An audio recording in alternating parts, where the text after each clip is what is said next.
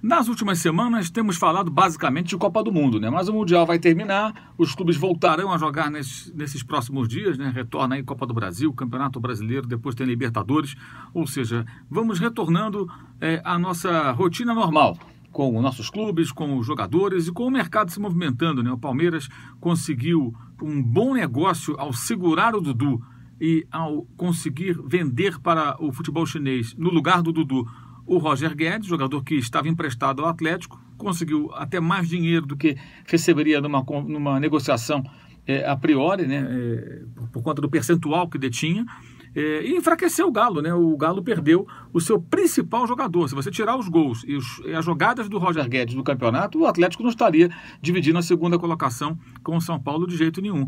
E não será fácil, é quase impossível encontrar alguém no mercado dessa altura que possa substituí-lo no time do Galo. Então foi bem o Palmeiras aí, porque já tinha perdido, por exemplo, o Keno, que também é um jogador de uma posição ali próxima. Se ficasse sem o Dudu, dificilmente conseguiria uma reposição.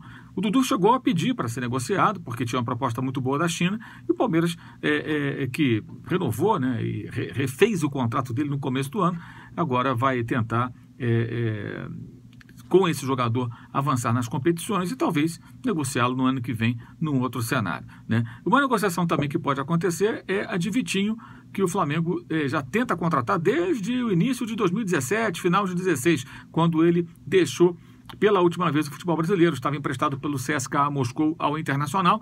O Inter foi rebaixado, mas ele conseguiu até se destacar, fez uma boa temporada, o Vitinho, naquela oportunidade, e voltou para o CSKA. O Flamengo tentou algumas vezes, mas os russos pedem algo em torno de 10 milhões de euros pelos 100% dos direitos.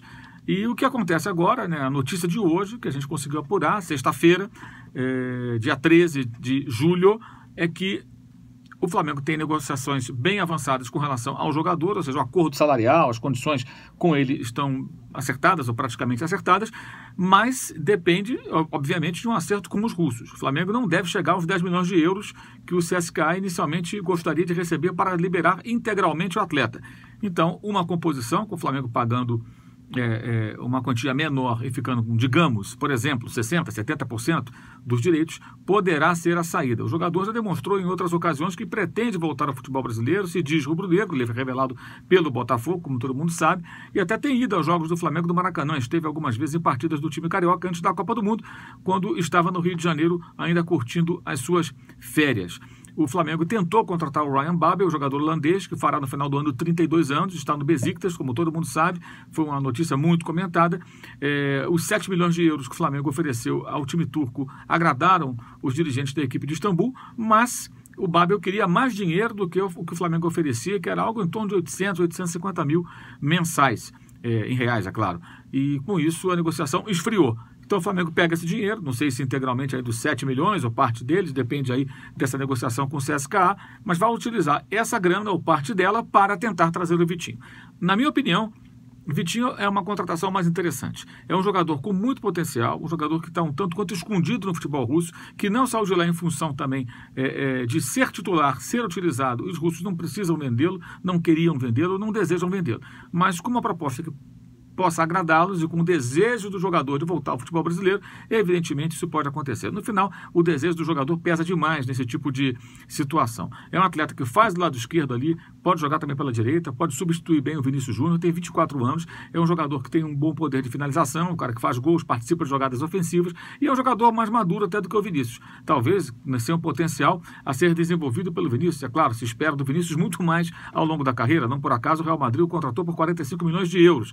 Mas nesse momento, estamos falando de 2018, o Vitinho pode até dar um retorno técnico maior, porque o Vinícius ainda é muito regular, completou ontem, quinta-feira, 18 anos. É um jogador muito verde ainda, que o Real Madrid vai lapidar, e o Vinícius, aliás, o Vitinho pode ser um cara para chegar no time do Flamengo e tentar resolver ali o problema da equipe naquele lado do campo. Tem o Marlos Moreno também, que parece estar treinando bem, pode ser uma boa opção. E o Babel tem 32 anos quase, 31 para 32, então seria um investimento para ter retorno técnico já.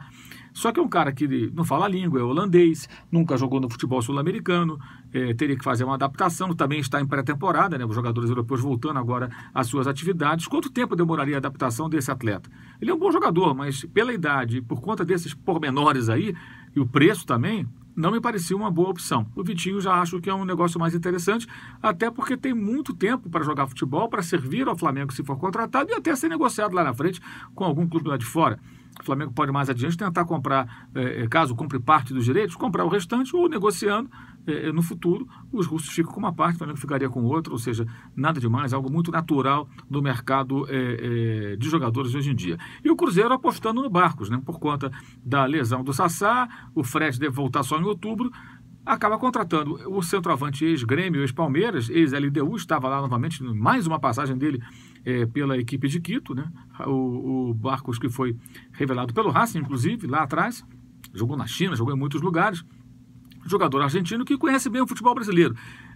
Pelo retrospecto recente, já não é o Barcos de outros carnavais, mas o Cruzeiro acaba contratando mais como uma oportunidade de mercado, já que o jogador estava liberado, é só o salário, não tem que pagar multa rescisória, porque precisa compor o seu elenco com um homem da posição, como centroavante, por conta dessas duas contusões, só tem o Raniel, então precisava urgentemente de alguém, contratou o Barcos, vejamos se o Pirata, como é conhecido, ainda pode render tecnicamente e corresponder às expectativas do time mineiro. É isso aí, gente. Saudações!